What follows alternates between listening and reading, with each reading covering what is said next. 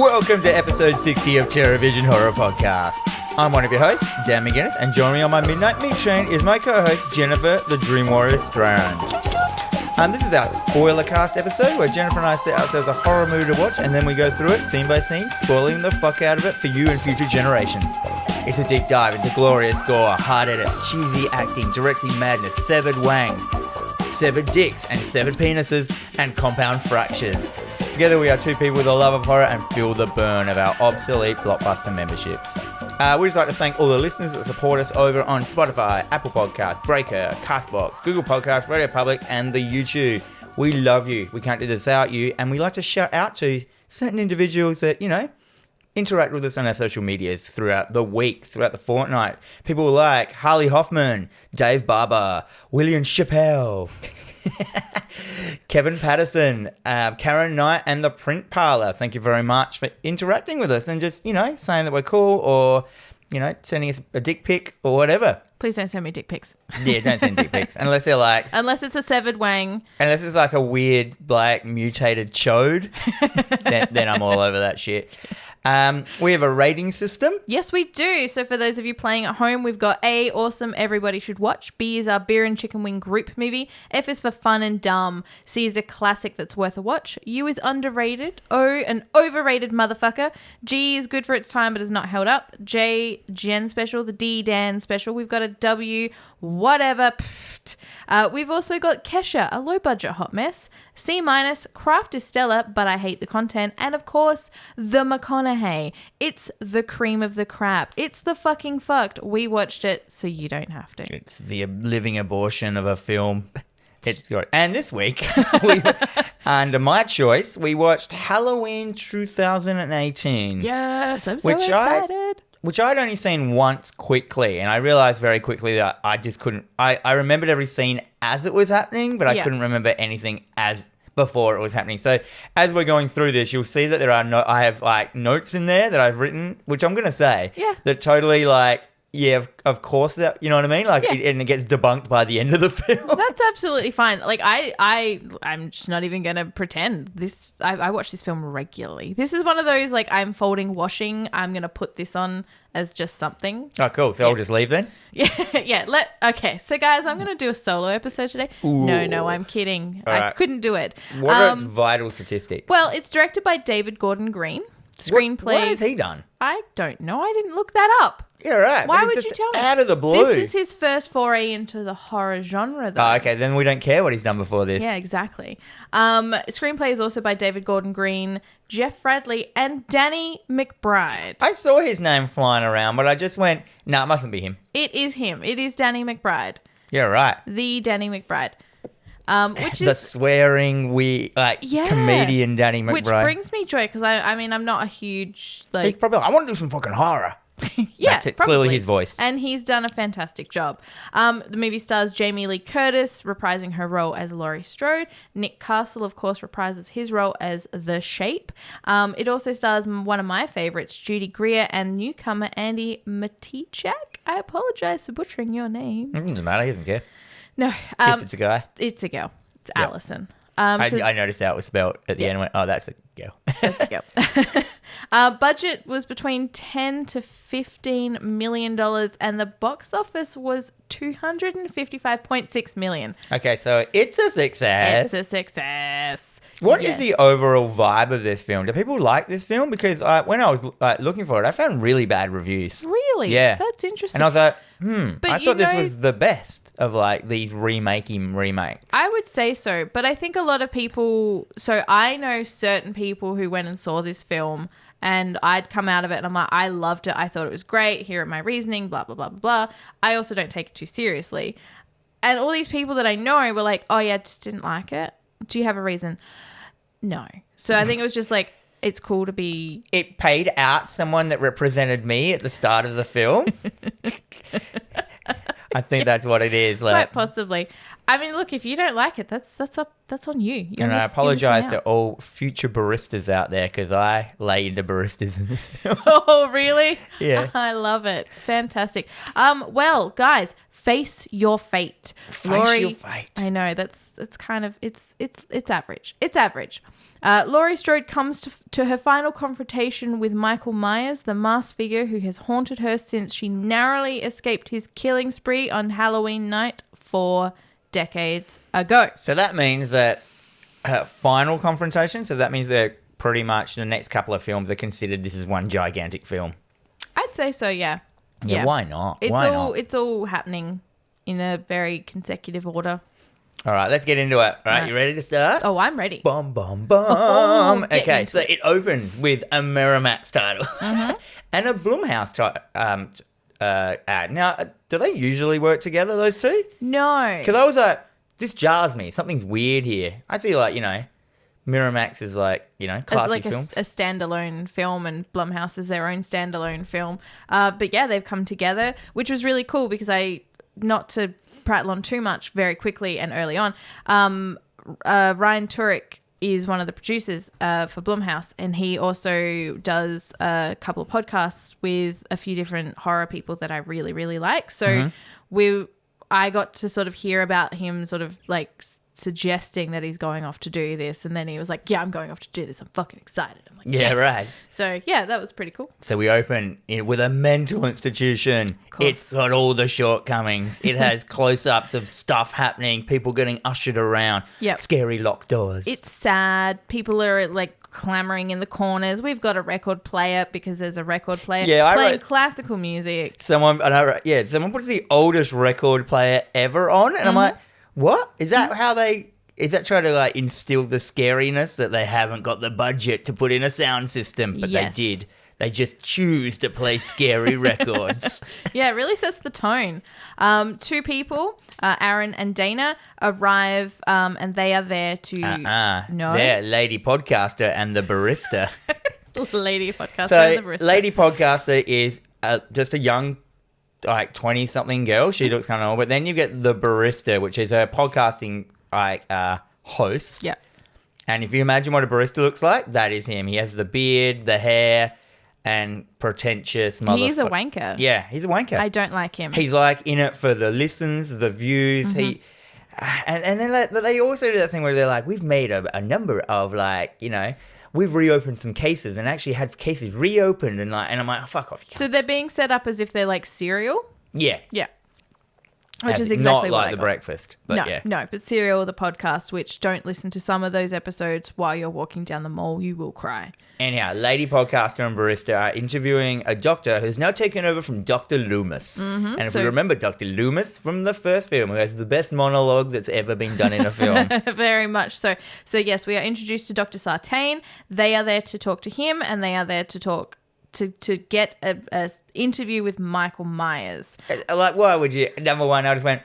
So Michael Myers is in a mental institution. Why would anyone agree to let people, like... He says, oh, you're an audio podcast? You realize he doesn't talk? Yeah. Like, everyone goes in there with their own, like, I'm sure there's something that I could do differently to get him to talk. It's fine. Yes. But we discover that Michael is about to be transferred to a new location where he shall live out his the rest of his days. Sartain is also Loomis's protege, and Michael Myers is his life work. So we are already sort of suggested that Sartain is the new Loomis, and as we know, Loomis was very obsessed. I just called him New Loomis the whole way through. That is fair. So we get our they get introduced to Michael Myers. He's in outside in like a kind of an open area with a whole bunch of other patients. They are chained up in like a 5-meter square. It's cool. This visually was very pleasing. Visually, it was very cool, but actually, I'm pretty sure they wouldn't do this. No, I mean, what are you going to do? You can't do anything while you're chained up. Also, what I like to point out is that they had a square around them. Mm-hmm. So there was an obvious point where they couldn't reach them. So you had to stay outside of the square. Yeah. But they were chained up. Theoretically, they would go in a circle then. There should have been a circle because there would be bits of the square then. If he can reach the corner of the square, he can reach outside of the square. That's true. If he has a circular... And as we've discovered, it is hip to be square. Oh, dear. Yeah, so just pointing that out there, David Gordon Green. Danny McBride. Daddy McBride, you fucking amateurs. Squares and chains don't work. The circle gets the square, guys. Anyhow, he's pinned into the middle. He's Michael Myers. He's not looking at the camera. He doesn't have his mask on. No. So Dr. Sartain introduces Michael to these podcasters. Baristas. We never see his face. And then barista podcaster, he starts talking. He's got questions. He's like, he wants to know about the night in question. He wants to know if he's got any guilt. There is nothing. He's getting nothing, which is exactly what we knew he was going to get. Of course, he reaches into his bag. This is him talking to Michael Myers. Yes. He's like, Michael, talk to me, Michael. The way he's doing is like, do you have any regrets about that night, Michael? Do you need a coffee? Flat white, please. And he reaches into his bag, and of course he pulls out Michael William Shatner's Myers. face. He does, Captain Kirk mask. And of course... We should say that in case people don't know what we're talking about. Oh, yeah. So the original Halloween mask was, if you don't know this fun fact...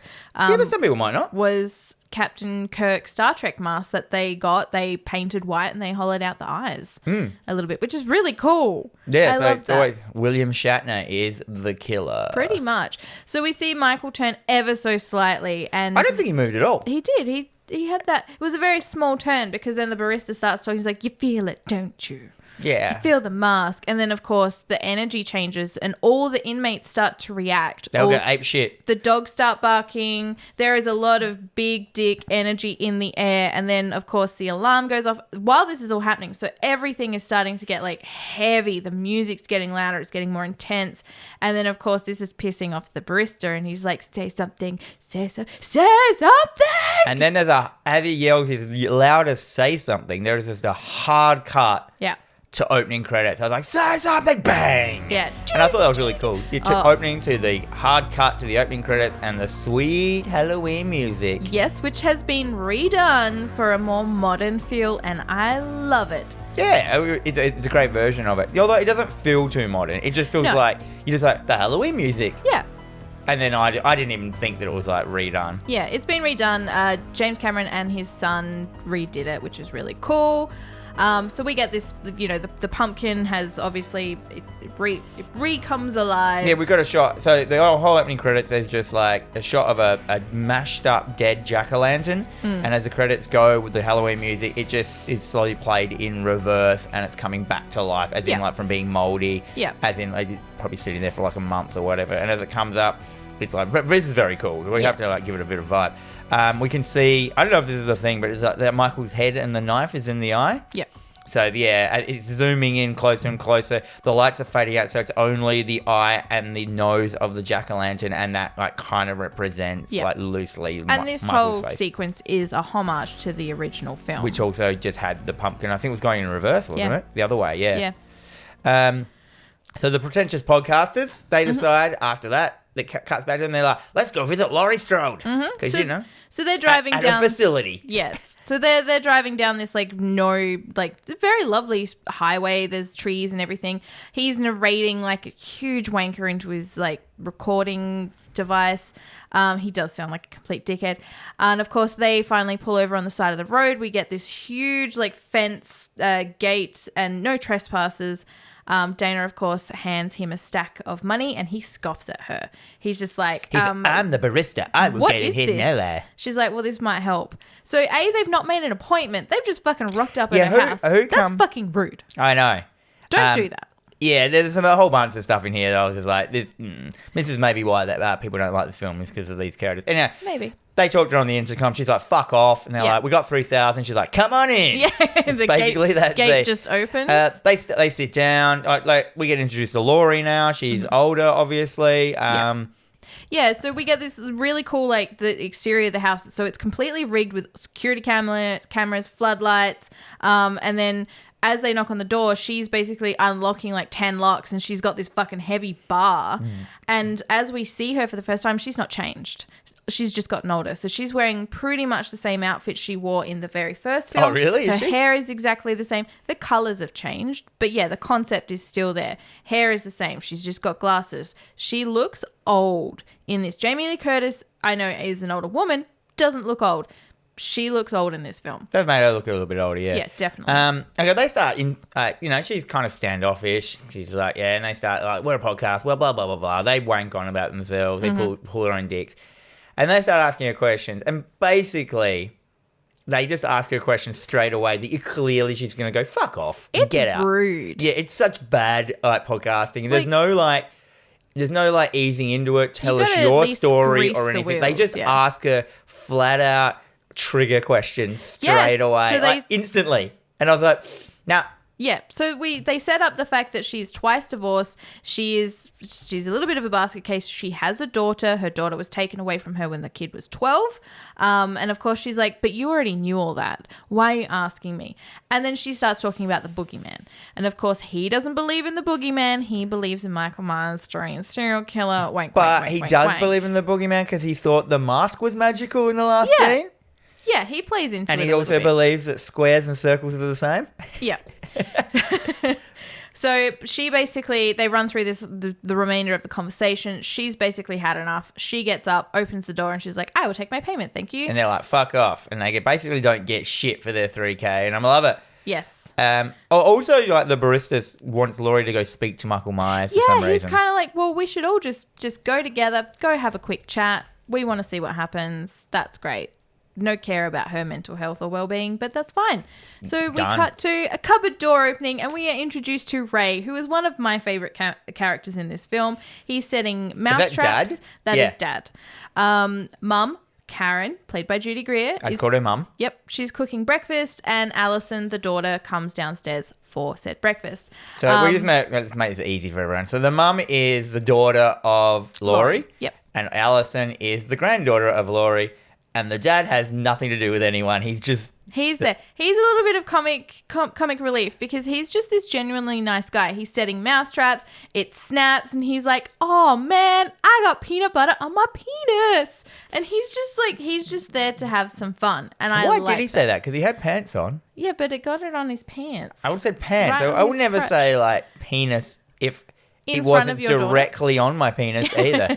And why did I have my penis out in front of my daughter? I don't even know. It's so strange. I don't think he has pants on in that scene. I think he pulls them down. We just can't see him. He's just there for the penis. They start having just a family conversation. They're talking about like Alison's got honor roll. They're having a celebration. They're going to meet the boyfriend, Cameron. You know, they're all very excited. And then Alison asks Karen about whether or not she's invited the grandmother. So Laurie. So we understand that And the mum lies. their blatantly. relationship is shitty. So she lies and she's like, "Oh, yeah, I like the blank stare before she's like, "Yep, no, I did talk to her. She's not coming."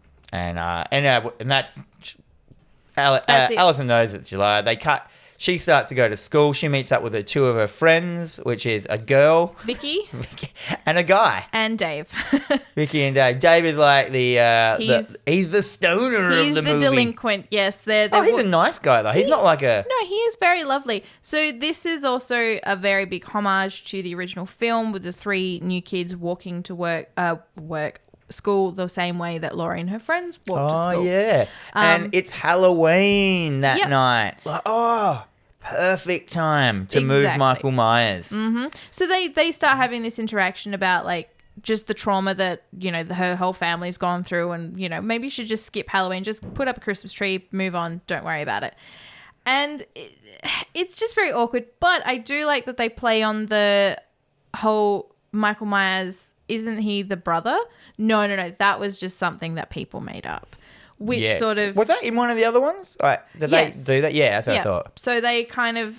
It was reported wrong. This movie to get rid of all the other movies in the franchise. Because this theoretically is just the second film. Yes. This is you don't count any of the Halloweens. There is the first film has happened, and then this one. And I love that coming. Yeah. So that's like... Because James Cameron, he was all like, no, it was supposed to be its own single film. And then... he kind of like didn't really get into it. And they've just gone, well, let's just not count any of those other films. Let's just go from there. Like, we're rebooting it. And we can make it that it was a trilogy now, but we're counting it as if this is where it would have been a trilogy if Cameron wanted to do a trilogy or some shit. Exactly. He has nothing to do with it, does he? John Carpenter. Oh, Carpenter, not Cameron. Yeah. He produces. I saw the word That's Cameron because the Cameron's the name of the boyfriend. Yeah. No, that's fair. So, you know, they're having this conversation. They're setting it up. So Dave lights a joint. They continue talking. He offends him. He's like, hey, do you guys mind if I explode this jack-o'-lantern? And he just lights a bomb that explodes. Yeah, and it's done. Yeah. Done. Next we cut to, what did we go? A dinner? No, we are now introduced to Cameron. He slams the locker door shut and he's like, boo, scared you. You know, that's fine. Oh, yeah. I know right here in my notes. I hate him instantly. Yeah, I don't like him. He's a bit of a dickhead. He needs a punch. His character is useless in the film as well. It is. I'm hoping that he kind of redeems himself for the second one. They talk about their Halloween costumes for the big Halloween party that's happening that night. Bullshit dance party. Of course there is. There's always a Halloween dance party. And they are interrupted by the delightfully playful shenanigans of Oscar, their mate, who is just, he's there.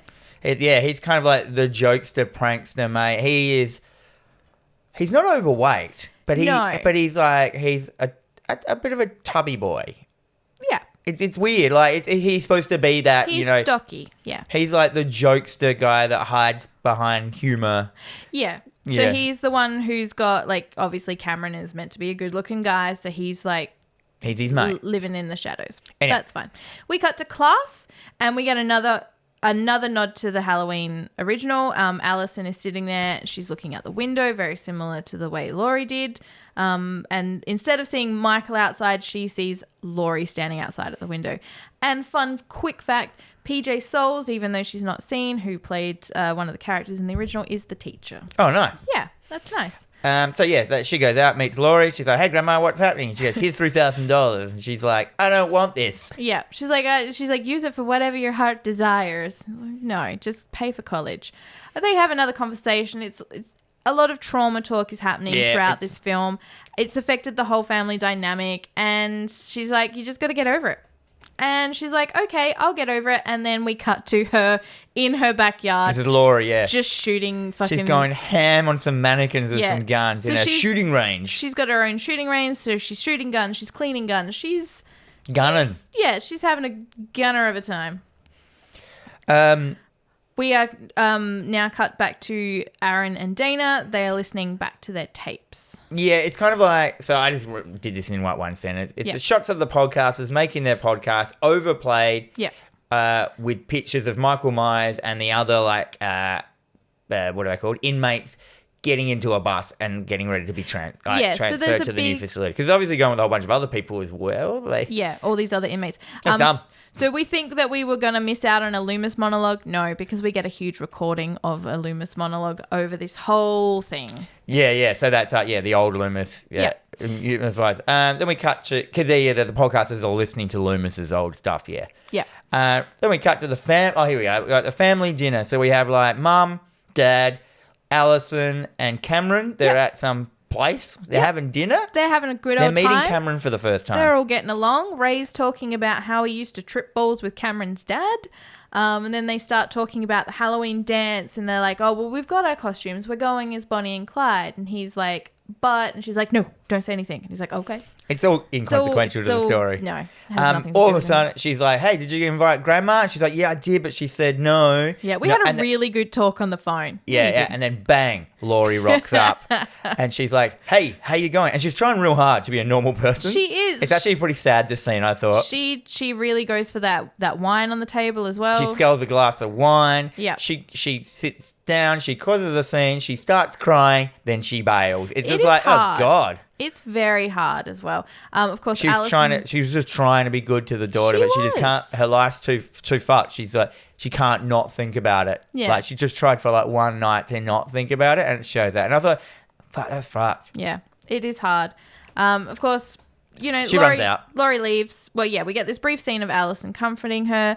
Laurie leaves, and then Karen relays her childhood to Allison. She's like, "I learned to shoot a gun when I was 8. This is the mum, yeah. I learned how to fight. I had nightmares about the basement. Social services came when I was 12 and took me away." She's basically, she like military trained her child from birth. Yep.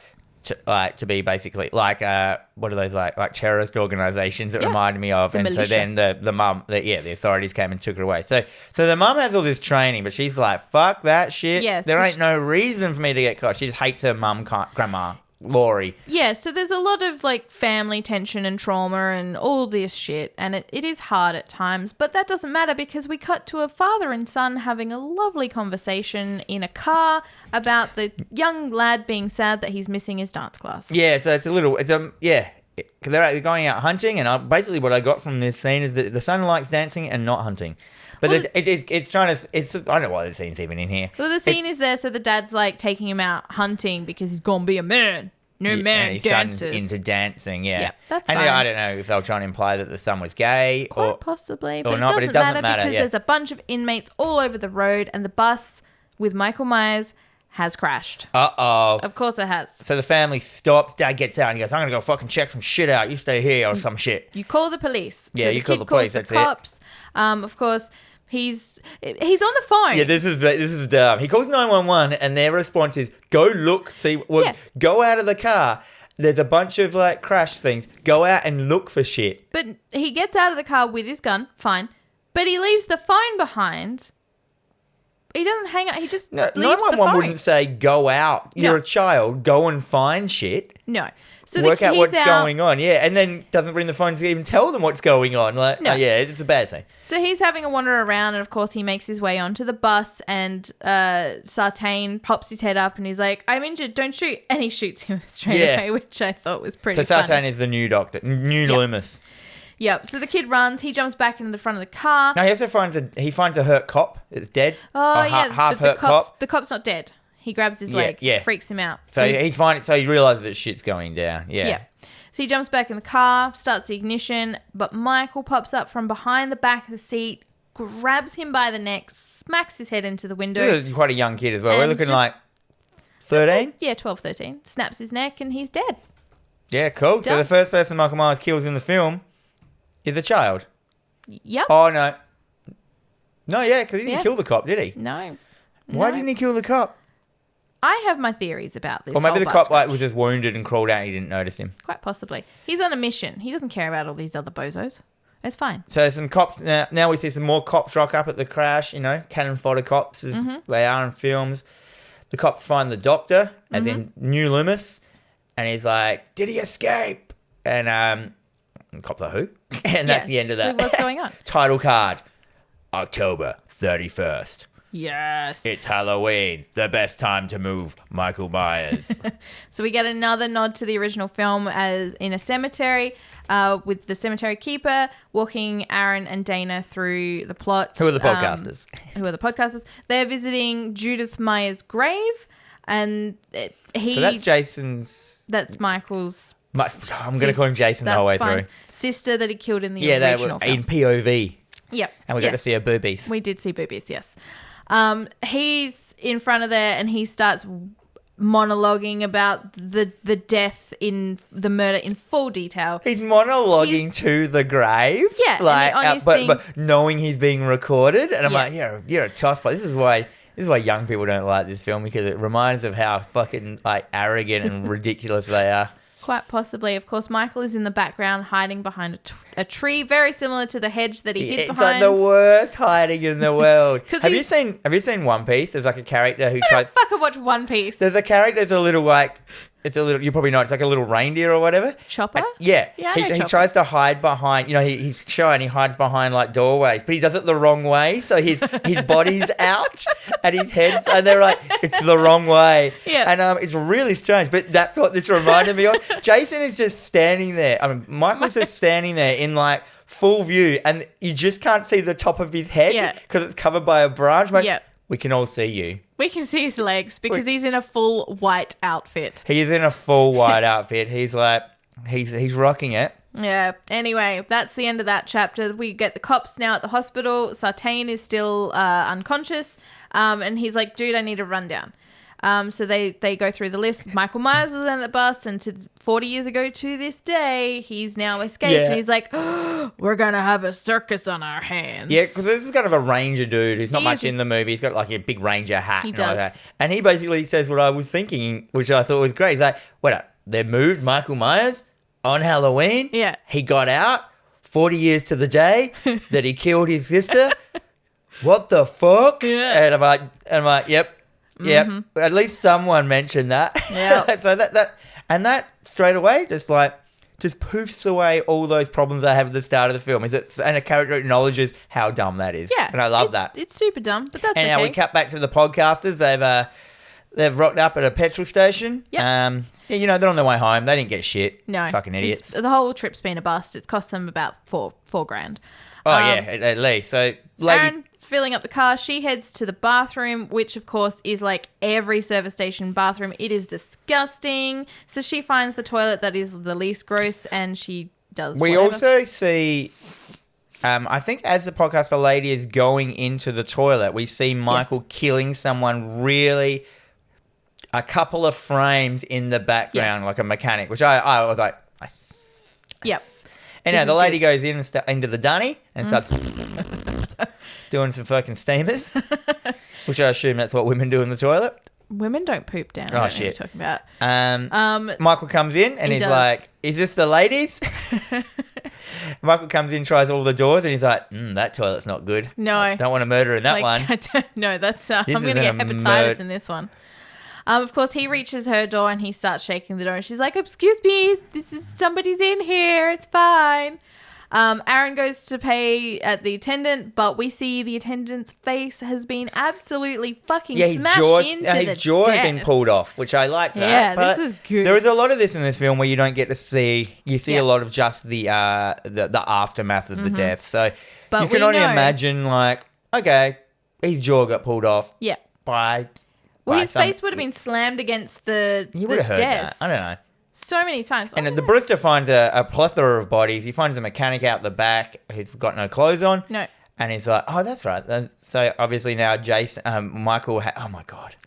Michael, these serial killers that just have the most boring names. I always get them confused. Yeah, that's fine. Freddy's the only one I won't fuck up because that's just an easy one to remember. But Yeah. Jason, Michael, Bob, Larry, Brian, all those like serial killers. Brian. Brian. He's a doozy of a... Bevan. Bevan, the serial killer slasher. Anyhow, the barista, what was I fucking saying? So he finds the dead A whole body. bunch of dead people. He finds the mechanic who's stripped, and of course this is where Michael obtains his And I like this next scene attire. because Michael, rather than just kicking down the door, he's kind of playing with her, and he reaches over and This is back in the dunny. back in the toilet. Yep, and he just drops a handful of teeth at her feet. This is what I don't understand about Michael Myers. Is that like he says nothing, he's just pure evil. Yet he still has time to hatch ridiculous plans to scare people. Yeah. Like he always hangs people up for later. Yeah. Because I know later, most probably, someone's going to walk into this cupboard and I'll make this body fall down. It'll be heaps funny. Trick or treat. Trick. See, he's all about the tricks. It's all about the Halloween. She, of course, panics. She, starts crawling under the stalls. She fucking hits her head on the toilet. That's terrible. He, bursts in. There's a huge struggle. Wait, he burst in? Yeah, Michael, he bursts into the picks her up.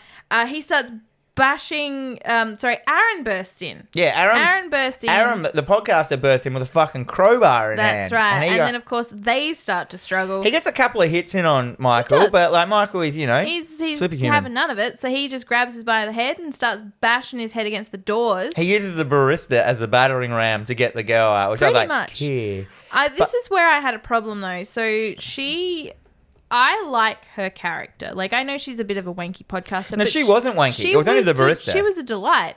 And he basically, we see him pick her up and he snaps her neck over the toilet stall. Yeah. Which is that what happened? Is a cool death. Yeah.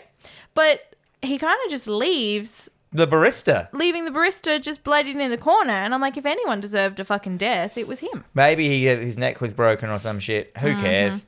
then So he we breaks get- the lady podcaster's neck. They're out. They're done. I'm like, cool. Let's get on with the story. It's true. We get this really cool slow motion boot of the car lifts, and Michael reclaims his mask he puts it on. He finally closes becomes the boot, and he's Michael Myers again. He's William Shatner again. He's the Shape. Is that what he's called? The Shape. That was what he was called in the original. Oh, I didn't know That that. was what he was credited as in the original, and he's credited as that in this one. That's right. Cool. Yeah. Laurie, obviously, cut to Laurie at her house. She's watching the news, and what do you know?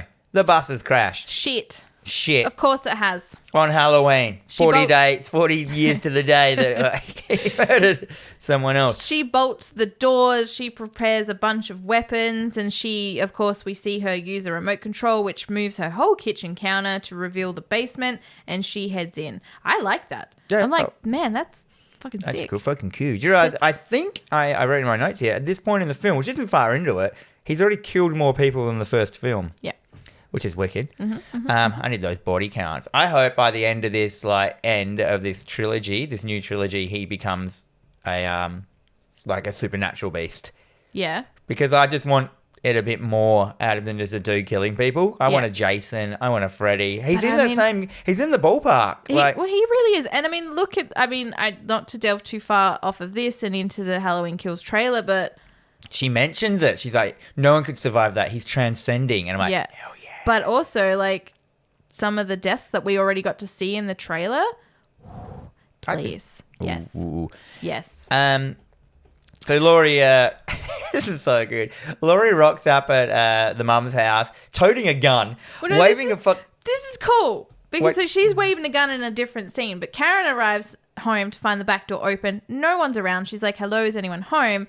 Ray, of course, heads in. He's been outside pruning the roses or whatever, and Laurie literally jumps out. She's like, "Gotcha!" And she's just pointing a gun, and you're both dead. He's like, what the fuck are you doing in our house? She handled this really badly. All she says to them, instead of going, I saw the news, they reported Michael Myers has escaped. All she says is, the bus crashed.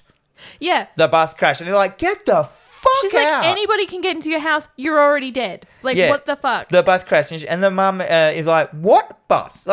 Explain. Yeah. You're the one that's fucking this up now, Laurie. She's like, but I got a plan. I have a plan. You need to come with me. I have a plan. She's like, no. Get the fuck out of my house, you crazy old lady. And now we cut. So that's it. And then it's nighttime. Halloween's happening. Trick-or-treating thing. We get the long shot. The famous long shot that was in the trailer. I think it's a bit longer, this version, obviously. Yep. We get a kind of a over-the-shoulder follow long shot of just Michael walking around. Because he's like, it's Halloween. No one's going to look twice at William Shatner. The mechanic. So he runs into a couple of kids and then he notices a driveway. Someone's come out of their shed. The shed is open. Well, that's a great opportunity. So he goes down the driveway. This is all follow shots. He walks in. Cam. He picks up a hammer, walks into the house. And of course, a woman has just finished making a sandwich with a giant fucking kitchen knife because that's how you make sandwiches.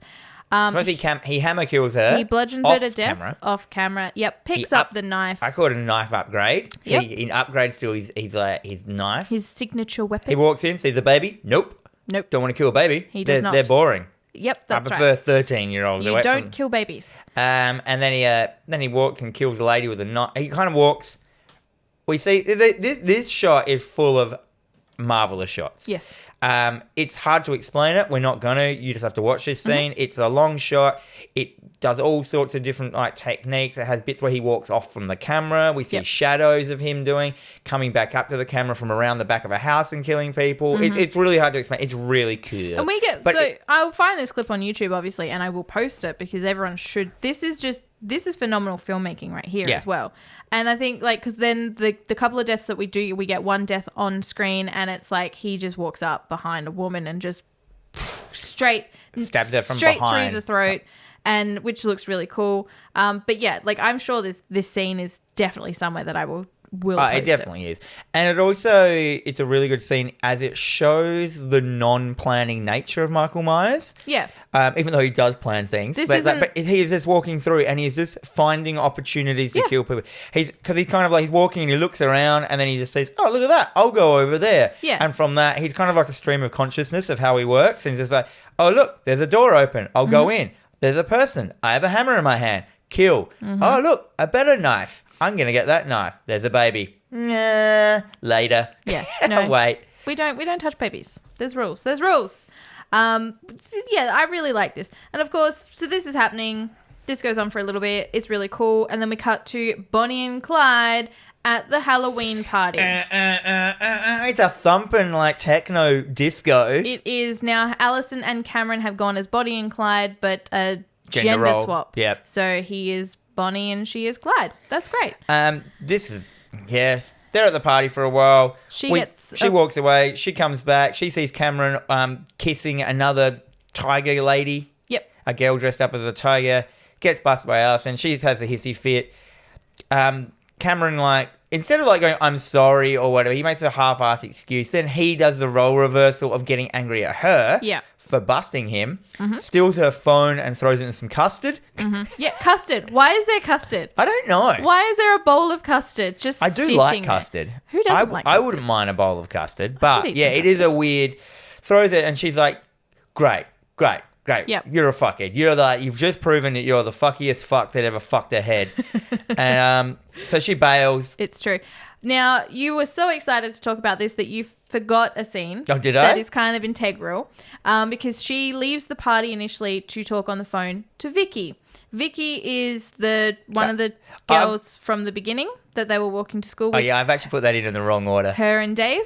And so she's babysitting. She's not at the party. She's babysitting. They're just sort of talking. They're going to hook up later. Once the party's done, they're going to come over to the kid's house that she's babysitting and they're going to smoke a bunch the of weed. devil's lettuce. Now, this is where we are introduced to the best character Is it the kid? in the film, Julian, the little boy that she is babysitting. He is adorable. He's got sass talk. He is sassy. He's just Yeah, like, you used to be my favourite like- babysitter, but not anymore. no. If any other kid, you'd be reading a story. I wouldn't be sitting here like clipping my manky toenails. Nasty ass toenails. Nasty ass. This kid is the best kid ever.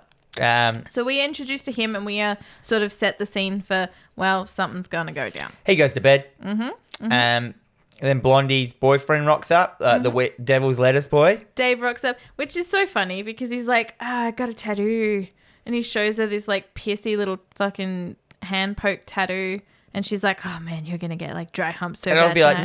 no, I don't want that. I don't want to go home with the bluest of the balls. Yeah, and it's the crappiest tattoo. Yep. Of course, Julian had gone to bed. He comes running down the stairs. He's freaked out. He's like, there's a bed in my bedroom. The Boogeyman's in the house. The and Boogeyman. She's like, nah, come on. Like, we're going back to bed. It's fine. Dave goes outside. She goes upstairs with Julian. She's walking around the room. She kind of scares him a little bit. She's like, oh, no, Mr. Man, please leave. And, it's fine. He walks into the doorway. We cut to Dave outside smoking. He notices that the garage door has been left open. And then he goes in and for some reason he decides that it's a good idea to sit on someone else's motorcycle, turn it on, start revving it and then go, oh shit, I'm not that strong. But and he's drop smoking the devil's lettuce. He makes rash decisions That's that are silly. so true. I actually always I would never sit on a motorbike and turn it on because I just feel it would just go wheel and a wheelie on me. it. Yeah, probably. Also, Buck me off like a it's- fucking bull. It's not my property. So, But he's smoking weed, so... That's right. We cut back inside and Julian's like, can you close the closet door? And she's like, okay. So she goes over. She can't close the door. Won't shut. Why? Uh-oh. She opens the door. Michael is standing there. Julian's just like, oh shit. He gets up and he fucking bolts. He fucking legs it. This is great. Michael jumps her, stabs her up. Stabs her up. She, of course, goes trying to run out the room. She slips. Her socks are slippery. Shit. Fucking socks. She goes down. He drags her back into the room. And kills her off screen. Yep. That's fine. Oh, off. Of course, Laurie is listening. Laurie's driving through the neighborhood. Frank, the cop, is driving through the neighborhood. So, yeah, they're all sus now. The cops know that Michael's Yeah. in this community. They're looking around with their fucking peepers. Where the fuck is Michael? Exactly. And Laurie's looking around, police both scanning. get a call on the scanner for a domestic Disturbance. disturbance. I don't know who at a called house. that. It would have just been the neighbors. I thought the weed dude did it. But no. No. It could have been Julian, or it was one of the neighbors just hearing a bunch of screaming. Hearing a bunch of like shit go. Anyway, Yeah. Laurie hears it on the police scanner, and she drives to the house as well. So now we got Laurie en route, cop en route to house with Michael. Yep. And babysitters and kids and weeds. That's right. So the Weeds. cop rocks up. He's skulking. He's looking around the house. He's inside. No one's home. This is where Laurie apparently. rocks up, like waving a fucking gun, going, "Get back inside! There's a maniac out here." It's me. It's me. Oh shit. So he heads upstairs into Julian's room, and he sees that there is something covered with a sheet. He Spoiler, walks over. it's Blondie. She's dead. That's right. It's and then done. and then behind him is boyfriend, Weed's McBoyfriend, pinned to the wall.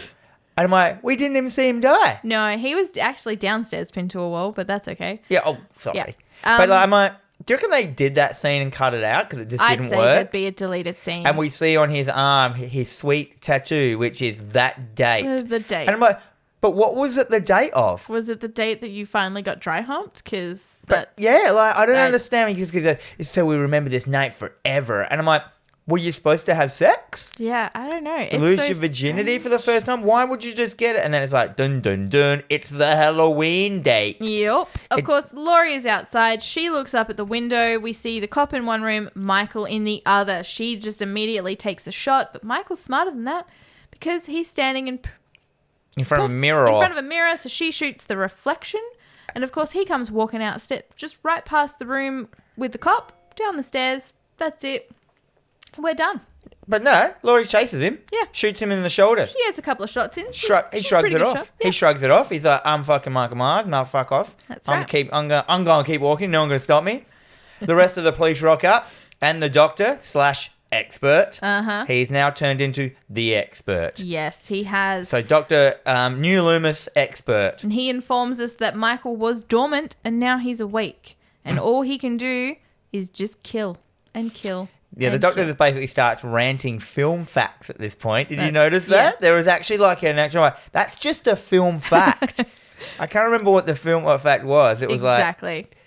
it was just an actual fact about like, and I was like, okay, cool. Yeah, whatever. Move the story along. Of course, Laurie rocks in. She's like, what the fuck are you, like, you guys are just standing here doing nothing. You gotta find him. My granddaughter, you gotta fucking do something. And of course, Sartain is just like, Laurie Strode. Oh, yes. And he's in awe. Like, he's awestruck of her and he's, like, asking questions. He's just really, like, he's probably sporting a, bit of Laurie erection. pretty much, But did you notice, like, the new Loomis doctor does a half-assed Loomis speech of his own? Yeah. And it's bad. He tries to do a couple. But this is, he does a long one in the car ride with the cops, and it's just like, yeah, nah, I'm not having it. It's just so forced. Yeah. Like, and it's not your character until this point. Yeah. And I'm like, yeah, he does like this. I can't remember what it was. I was just like, that's not a Well, it's Loomis. because he just turns out to be different, which we'll get into. Of course, Laurie's like, you know what I pray for every night? I prayed for him to escape. He's like, why would you do that? It's like, so that I can kill him. And he's like, well, that's a fucking dumb thing to pray for. Yeah, that was a great line.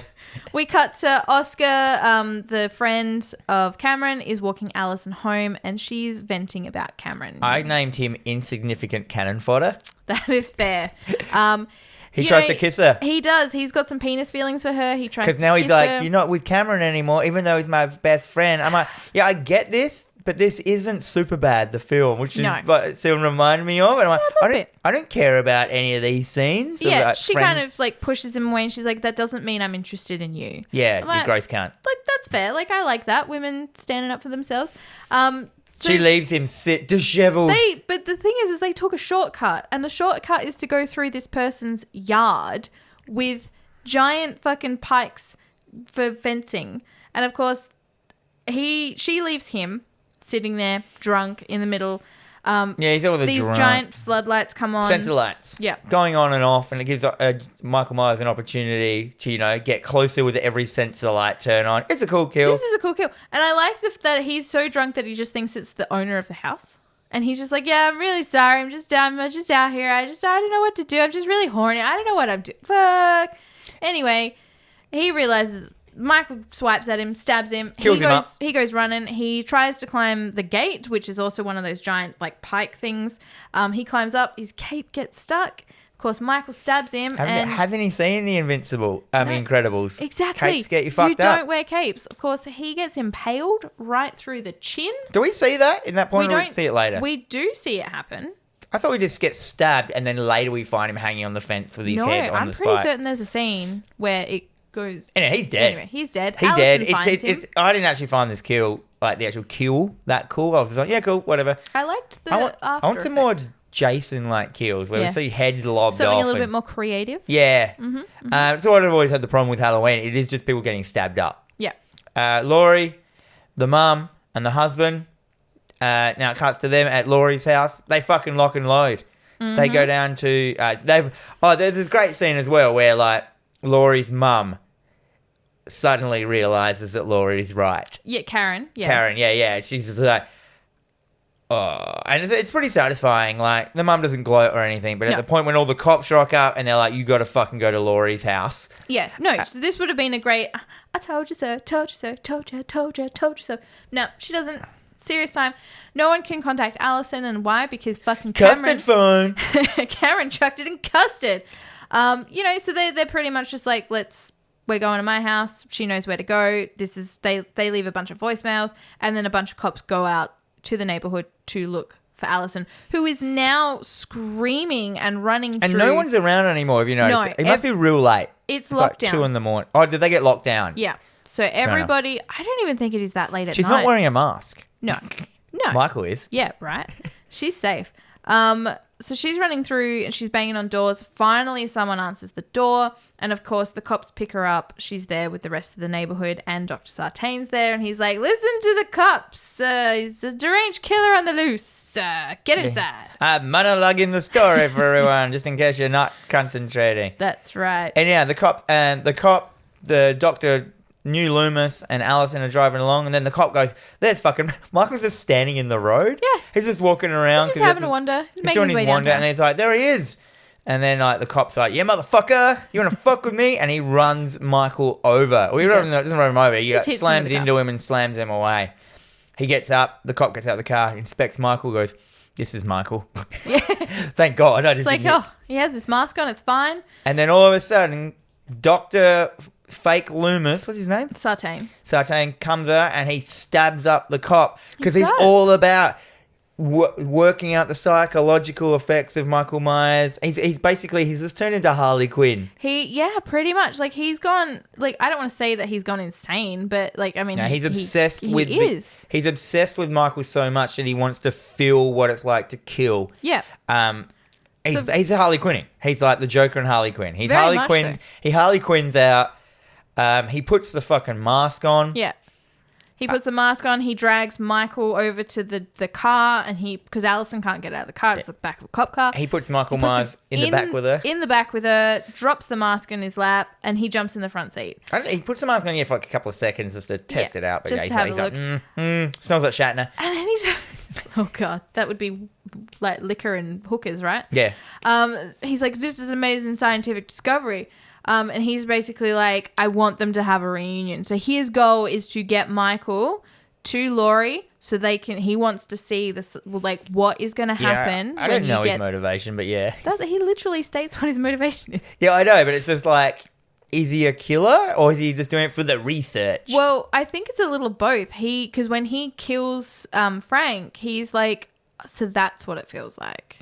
Yeah, it's true. So he mentioned later on a line that makes this pretty obvious this scene was going to happen as well. Earlier on, he's like, I would love to know what it feels like to kill. Yeah. Being all fun shit like that. And I'm like, okay. Yeah. And now Michael Myers wakes up. He has none of this. He kicks the shit out of the car. He kicks the shit out of fake Loomis, snatches him up, gives Allison an opportunity to fuck off. Yep. So they're on their way. So because Sartain, he fucking monologues a lot the whole drive, and Allison's trying to like, oh, he spoke to me. He said something to me. He's like, what? What did he say? He's an idiot. Like, he's a doctor. He's got a doctorate, and this girl is just like tricking him. Yeah, just like, I know. Yeah, she's like, I'll tell you if you pull over, and he pulls over, and of course. He's like, was it the sister's name? Was it her name? What was her name? What? And of course, that's when Michael wakes up. And kicks the shit out of the car. Literally just down the road from Laurie's house. So they're not too far away. And of course, Michael gets out. Allison just takes the opportunity to fuck off into the woods. Yeah, he doesn't care. But this is great. This is like basically the only like live gore scene we see in the film, not just an after kill. We see Dr. fucking Fake Loomis lying on the ground, and Michael basically just fucking head stomps him. And we see his melon brain just explode all out. This looked good. He crushes it basically down to paste. But then later on we see him and he's not down to paste. And I was like, oh, come on. This is really cool. This is like the head stomp out of Dead Man. Yeah. Out of the fucking Jimbo Jarmusch. Which I know I've seen this Johnny movie, Depp, but I cannot fucking crunch, remember it. watermelon, smashy motherfucker uppy. Great. Yeah. Great. That's what we want. I wanted 10 more scenes like this. Anyhow, Alison's fucked off. She's Yeah, run away. She's running through the woods. Back at the house, Laurie, she's basically going from room to room. She's turning off all the lights. She's locking it down. That's when they lock and load. That's right. Karen's there. They have a moment. Alison running through the woods. Now we see Ray, for some reason, he's just kind of playing with a yo-yo. It's because he's got nothing to do. In watching the CT cameras, and he sees the cop car pull up, so we didn't mention that. No. First before this all happens, we get introduced to a couple of cops. They're hanging out, and they see the other cop car. Yep. They rock up, and they're like, what's going on here? Yeah. And that's all we see of that. So we just know that Michael was left with some policemen. And then we suddenly see the cop car is outside of Laurie's house. And I'm like, did Michael somehow learn how to drive from being like... I'm pretty certain he just pushed the car. 6 years old? Yeah. No, he's just pushed the car. That's what he's done. Husband goes outside. Yeah, he grabs a gun, goes outside. He's like, any word on Alison? There's no answer. He looks into the window and we see a jack-o'-lantern. But of course, he opens the door. The light comes on. It's not a fucking jack-o'-lantern. It's a man-o'-lantern. And we see one of the cops has been bludgeoned with something through his head. And then the other one's decapitated head has kind of been cut up to look like a jack-o'-lantern. It's been hollowed out. His eyes have been taken out. And the mag light is up its neck, making it a thing. And I'm like, this is what I'm talking about. This looks fantastic. And what I love even more is the NECA figure that was released for Michael Myers comes with that little head. I love really? That, yeah. But do you know what? I would have loved to have seen the cops, right? They rock up and look around, and I could have had one scene where you just see the cop looking, and you just see for a second, like, Michael grab the back of his head and pull his skin off. Oh, yeah. And it's only like a second here, and then it cuts at the instant it happens. Like, they're the shit, like, I feel like the only thing this film was missing was just seeing some of the kills. A little bit more on screen. Yeah. I think they're really gonna... I think that might, and I think, because it is a trilogy, maybe they're just warming up to, like, the next film. I think they are. Yeah, which I'm fine with, but, like, you don't want to go too... You still want it to be a good roller. It is actually a good roller coaster. It's great. Of course, Ray flips out. Michael kind of sneaks up behind him with a wind chime, strangles him to death, snaps his neck. Who really cares? That's a shame. I never cared. Wind chime. Laurie Dreamcatcher. Killed by Dreamcatcher. Laurie spies Michael through the front door, and she starts calling to Karen. You got to get downstairs. She's bolting up the door. And then downstairs is I call it the bunker. The bunker. Get in the bunker. So Laurie is kind of like edged closer towards the door because if you've got a house that you've locked down, of course you'd have lovely stained glass like panels on your door. Where that's what I wrote. Yeah, and like, wouldn't you get a door that you can't smash through? Yeah. So yeah, of course Michael just fucking. Does she have a shotgun? She's got a shotgun. She got a shotgun. Michael just smashes his hand through the door, and I'm like, great security, Laurie, you fucking idiot.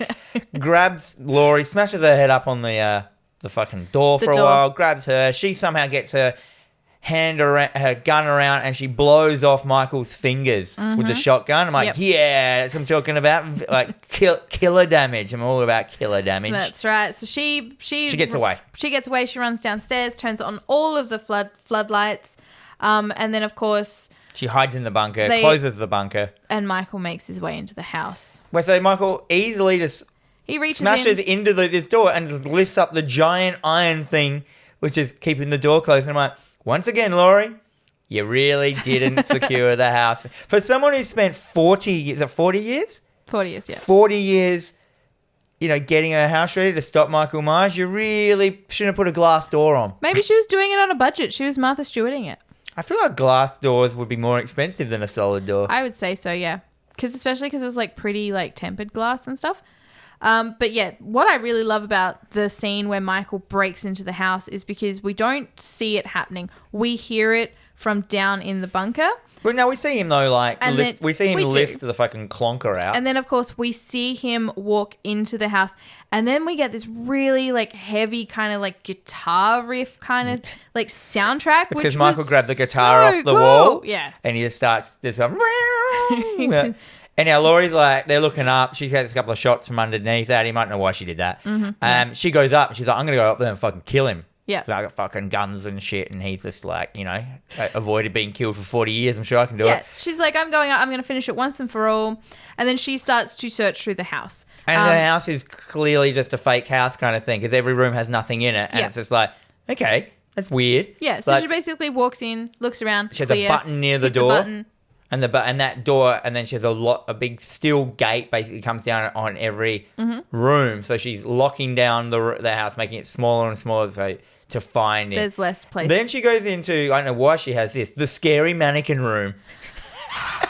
Yeah. So the one This is all at night, by the way. The one fucking room of the house that she has that is actually got stuff in it is the mannequin room. And of course, she's made her way upstairs. We see there's blood on the walls, so he's clearly leading her upstairs. And she's looking around. She sees blood on the floor, leading to the closet. He's always in the closet. AKA 40 years ago. She opens the closet door. It's Ray. No, don't worry. It's just Ray. Don't worry. It's just Ray's corpse. And of course, she's looking looking funny around. If like his arm fell out and a yo-yo went down. that would have been pure Danny McBride. Yeah.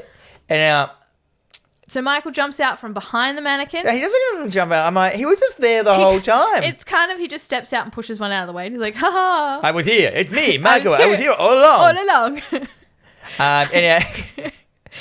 Laurie and him have a tussle. Yep. Laurie gets stabbed by her own knife. Yeah, that's a shame. It's a nice knife. Lucky she's not Freddy Krueger, or that would have really wounded her. That's right. Michael tosses her out the window, and I'm like, open window? Yeah. I'm like, security? That's not safe. I'm like, you're trying to stop this killer, 40 years planning, just have an open window. Sure, why not? Anyhow, Laurie falls down, bang, lands on a balcony, bang, bang, rolls down onto the floor, poof. Done. She's on the ground. She does the old Michael Myers trick here, I believe. Yes, because Allison comes running through the woods. She's freaked out because she's seen the mannequin shooting ground. Oh, yeah. And then she walks into the house. And the first thing she does, she calls for her mum. She calls for her grandmother. Michael turns back. Laurie's gone. And you kind of just get this moment where he's like standing there looking. He's like, huh, so that's what that feels like. Like when Batman does it? Yeah. Yeah, the typical, like, you think they're dead, but now they've gone again.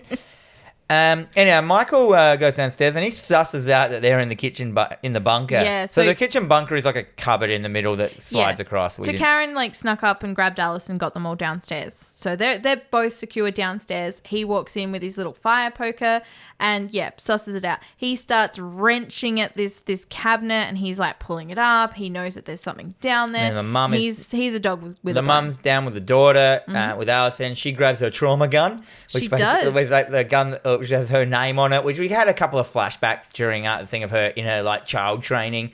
With her gun. She grabs her like child gun, which she's so trying to avoid. Exactly. And I love this scene as well. This is probably the best thing in the entire world. This is so good because she picks up the gun. He's ripped it open. She's shaking and shit. She's shaking. She's hysterical. She's like, Mum, come help us. I can't do this. She's like, I'm sorry. She's like, so she's looking, she's pointing the gun. Yeah. She's shaking and shit. Michael finally pulls off the top of the bunker because he's right in her fucking sight. She's shaking. She's like, I'm sorry. I can't do it. No, he's not in her sight. No, he's not. Because then he steps out. He hears her say that she can't do it. The moment she says, I can't do it, he steps out because he's like, he's not going to shoot me. And then instantly the whole scene changes. Yep. Like the music goes down. She just stops shaking completely and just goes, gotcha. Yeah. And I was like, oh, that's so good. Shoots him like, Judy Greer, you beautiful So son of a her bitch. whole life had led up to that point of her training, even the point with the train where she shows weakness, so they let their guard down, and I was just like, that's how it was filmed. Just the sounds. I was like, that's the best. Yeah, oh my God, so good. Yes. And so then Laurie, she sort of jumps out from the shadows. She stabs him. She hits him in the face with a frying pan. They start to tussle. They're trying to get him down the stairs. She grabs the biggest knife in history. Yep. And goes, Happy Halloween, Michael. And stabs him up a bit more. Stabs him. He goes rolling down the stairs. Of course, he's down for a minute, letting the two girls run upstairs. Of course, now, he does Michael is in the bunker. That's right. The three women are out the bunker. He does his awesome sit straight up, which if you've got a bad back, you can't do that. Yeah. Like there's a sit straight coming up like a deadite possessed. Pretty much. He grabs Karen's leg. She's not quite up the top she's yet. not quite out, yeah. Allison picks up a butcher knife. She starts stabbing him. I think Laurie gets the drop on him, kicks him in the face. Why not? And then that he's down there, they pull a lever. Yeah, Holy Laurie pulls this shit. big lever, which is like a motherfucking lever that we haven't seen to this point. And suddenly, across the bunker, out come these metal spikes at such a rapid rate. They come through the wood and smash into a thing, creating a complete, like, Michael can't get out. And then we get, like, the mum. Is it the mum? Karen, yeah, she's like, it's this whole life, it's not a cage, it's a trap. And that's the point when I was like, oh, fuck, I'm an idiot. The whole point of the house was that he could get in. Yeah. That it looks like they're trying to. That's why the doors were easily to get into. She knew that there was no way of stopping him from getting in. Yeah. So she creates a thing sort of. You just make it a little bit harder. You make it seem like Otherwise, he she's wouldn't tried. go down. He wouldn't take the bait. No. And like you make it seem like it's a bunker to hide in, but it's actually a trap to trap him in. And she has the whole house now set up with fucking gas pipes. Yeah. Which she turns on like that'll shh. So it all starts warming up these fuses as well, and just basically turns the whole house into one giant fucking flamethrower. Yeah, or basically a flame trap. So and then So she walks over, she grabs a flare, lights the flare, she picks it up, she looks at and I like this as well because you see her looking over him and you can just see him standing at the bottom of the stairs just looking, just staring. Yeah, he's like staring up it's like, at her. I'm fucked, but I'm pretty sure I'm still gonna get you. Yeah, it's like I'll get it. It's like oh, there is no way as well. This room is so gassed up and flamed up that there's no way he can't get burnt. No, Like, and this room is like a prepper's dream as well, so it's a shame to see it go. But she throws the flare down at his feet, and the whole house goes up, and of course it leads through all the gas pipes for the whole house, and everything gets lit up. Yep. Everything gets It lit doesn't up. explode. It just No, burns. it's just Because if it burns. explodes, he can get out. Yeah. So it's just burning. Yeah. burning. And now the whole house, we get a nice shot of the whole house on fire. It's nice. Mm-hmm. They run out of the house like, yay, we did it. He's all crispy. He's done. It's fine. And they flag down a Yeah, this is a bit I thought was a bit weird. It was just like all of a sudden there's just a dude driving past. The house is on fire. He doesn't. No, they don't stop. They don't help. Yeah, but so- I'm guessing, if there's a flaming house, you're in a truck, you're going somewhere, there are 3 women who are clearly Right, bloody, help us, take bruised. us, Like, yeah. you would probably go, well, is there anyone in the house? No. Fuck the house. Let's get you to a hospital. Yeah. There's a shot of them in the back of the ute, the pickup that they've been hitchhiking. They're all kind of just frazzled. There's a shot, and then we see, Alison's still holding the knife with blood on it, which is Michael's blood. Mm-hmm. Bang. Yep. Hard hit. End to credits. Done. Which makes it feel like, this is really not the end. No. Which is nice because, when this film came out, was it announced there were more? Yes. Yeah, they basically set up that there would be the 3, Halloween Kills, and then Halloween Ends. Is it called Halloween Ends, or was that just my hit prediction? The third one is Halloween Ends. Is it Halloween End? No, Ends. Because it's Halloween Ends. Okay. Yeah. No, rad. I love those names. Halloween Kills, because it's going to be there's going to be, the second film is just going to be a murder mess because they can't stop him. No. What can they do? How can they make it? I suppose if it just starts the point where the third film starts where the other one is, they can just stop. They can just Lord of the Rings it, the middle film where That's right. Well, I'm very curious as to how the third one's going to go because it seems to me like the second one, basically, it just leads straight into the next one, and the whole town seems to be rallying to go for him because that's where we get old characters like Tommy Wallace, the kid that she was babysitting. So the 2 kids that she was babysitting in the original. All these characters are coming back, not necessarily played by the same actors, which has pissed some people off. But maybe they're just not good at acting now. They are childs. I don't know.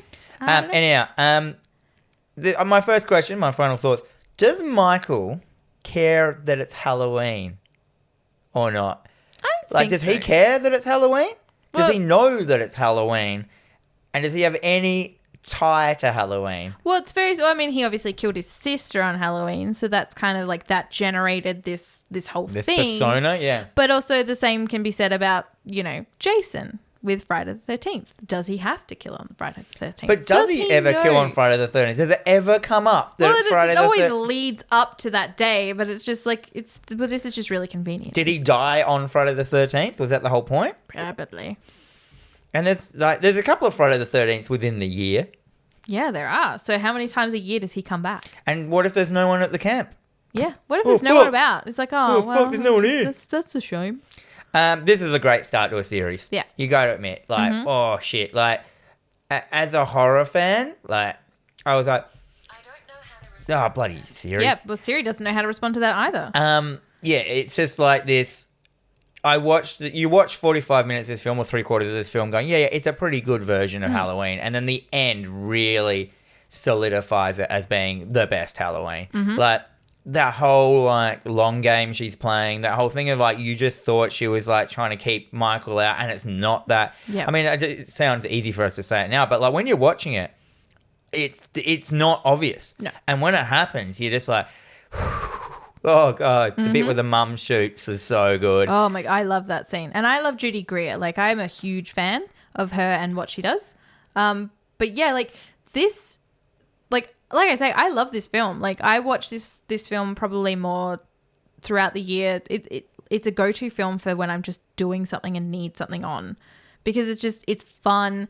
You know, you can stop and it grabs your attention, but it sets up this whole family dynamic as well. So it sets up that there has literally been, you know, she's experienced 40 years of trauma, which means that the daughter has probably experienced 35 years of trauma. And then the granddaughter has experienced One afternoon of trauma. Yeah, realistically, she's just spent 18 years of listening to everybody's trauma. What happened to Cameron? We Did don't he just know. hook up with the Tiger Girl and go home and he has his own cool kind of romance flick? Yeah, a probably. rom-com? But we'll probably find out. We will definitely find out in the next film, because he is in the trailer, so we know that he is back. Oh, okay. Young Julian comes back as well. I'd like to see some more sass from this little kid. Oh, really? He's yep. going to be the one who takes on the mantle. Yeah. There's yeah. a lot of really cool homages to the original film, which I love as well. I love a film that pays homage.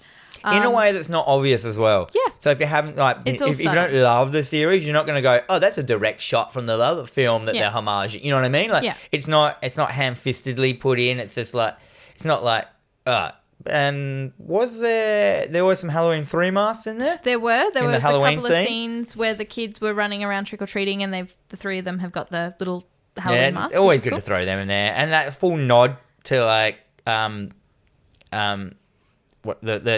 Halloween 3, like, Yep. just that. Yeah, it's maybe not part of the series, but people still fucking love it. Imagine they get Tom Atkins in one of them. Please. As like, he's a pretty good chief inspector. Yeah, put him in. He can now be the chief of police. He's old enough to yell and He's now like, fist a table. I feel he's kind of like retired chief of police now, kind of. He'd come back for one more case. Yeah, the case that got away. Yeah, I'm okay with that. But this is exactly how you reboot a franchise. Like, Yeah. we've seen so many horror reboots I can't and think of a better one. reimaginings. This is probably the best. The Freddy's the worst one. Oh. Let's make him a pedo. But Let's take a fun character and make him like not fun.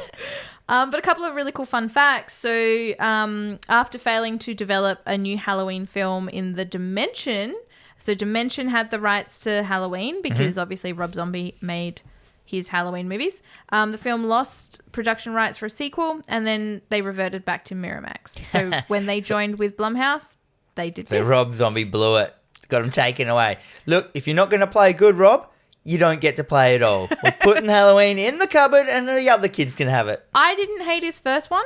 I didn't watch him. That's fair. I the figured it second would just one's be the House of 1,000 Corpses with a Michael Myers mask in it. kind of. Yeah. Second one's really bad, but he also said, like, well, either I can come in and do a shitty job or someone else can come in and do a shitty job, but I might as well get paid. So Halloween 2018 was the biggest horror movie opening with a female lead. Biggest movie opening There's with like 3 female leads. Yes.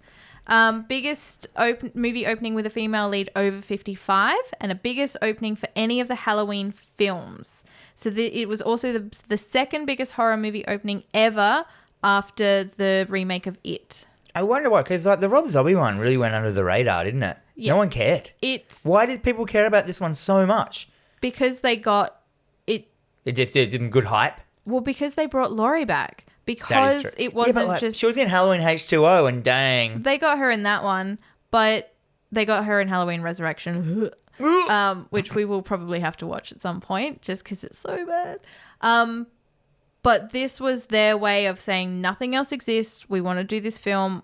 They had such a vision for It's it. a textbook reboot. And they needed her. Yeah. Yeah.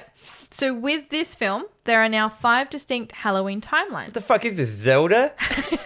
So we've got Halloween from 1978, Halloween 2, 1981, Halloween 4, The Return of Michael Myers, 1988, Halloween 5, The Revenge of Michael Myers, 1989, and Halloween, The Curse of Michael Myers, 1995. So that's the first timeline. That's the first timeline. Second timeline, Halloween 3, Season of the Witch, That's my boy. I love that one. Which is That's its own completely thing. separate. Done. Then we have Halloween 1978, Halloween 2, 1981, Halloween H20, 20 years later, 1998, and Halloween Resurrection 2002. And Halloween H2O really implies that he is a supernatural being. Yeah. Because they chop his head off and he still comes back. Well, no, they explained that that wasn't him. Oh, okay. It was a paramedic that he shoved the mask on and fucked off somewhere. We also then get Halloween 2007 and Halloween 2 in 2009, which is the Rob Zombie series reboot. And then, of course, we have Halloween 1978, Halloween 2018, to be followed by Halloween Kills 2021 and Halloween Ends in 2022. That's my favourite timeline. I would say... my favourite timeline is just Halloween Season of the 3. Witch. Well, I've got to say, I recently went back and watched Halloween 4 and 5 and 6, and they don't hold up. And I like Danielle Harris. She plays Jamie Lloyd, which is Laurie's niece or something. I can't remember. She was disappointed that she wasn't asked to come back for any of these films either. But Danielle Harris, you're your own lovely woman. What did you give it? I gave this a straight out A. Everybody should watch. It's awesome. I gave it a straight out A as well, but I just did a tweak on it. I did awesome. Everyone should watch if you love slashers. Yeah. Because if you're a person who only likes zombie films or monster films, no, do you know what? No, it's just an A everyone should watch. But it's probably the best of the slashers I've seen in a long time. That's fair. Slashers. Exactly. So for next week's homework, Dan, I've chosen a bit of a rando film. Yeah. Yeah, you're going to love it or hate it, and I think my money's more on hate it. We're going to watch a film called Black Roses from 1988. This is a heavy metal horror film. Well, it's okay. I don't like roses, though. They're a bit flowers. Nah. That's all I know of it. I've got nothing to go on. I'm not going to go into any detail. I want you to go into this blind. Done. Yeah, so... It's not next week. It's the week after. The week after. I apologise because we have Splatter Chatter. Splatter Chatter coming up the next week. Yeah, that's exciting. So the week after. And get ready for it. We are going to be talking about our favourite Cronenberg films. Yes. We've decided to have some topics in there. As I said, this is an ever-changing show. We are malleable. Yeah, we are like Play-Doh tweaking in the sun. Yeah, we're trying to mold something so that it's just right. And like I said, if you've got ideas or whatever, go over to our our socials and stuff like that. We have a T-shirt now. You can pick up a T-shirt from Greenlight Comics for $35. They are selling fast, which I was they like, really are. Oh, and you can also if you live interstate. Sorry guys, we won't post overseas just yet. It's too fucking expensive. Shoot us through an email and we can organise PayPal. We can have one shipped out to you. Yeah, we've had that done. A couple of people have been doing that. We have stickers coming. Yeah. I don't know what we're going to do with them. They're cool. We'll do something. It'll be great. And so it's all cruising along in the old TerrorVision merch department. So if you do want any of our merch, just contact us through all the means. We also have a website. Is it up? No, it's not up yet. Oh, we're going to have a website one day. We will. And then when I have time, I can maintain it. It'll be great. So anyway, thank you guys. You've been listening to TerrorVision Horror Podcast with Dan and Jennifer. We are available on all major podcasting services and also on the YouTubes.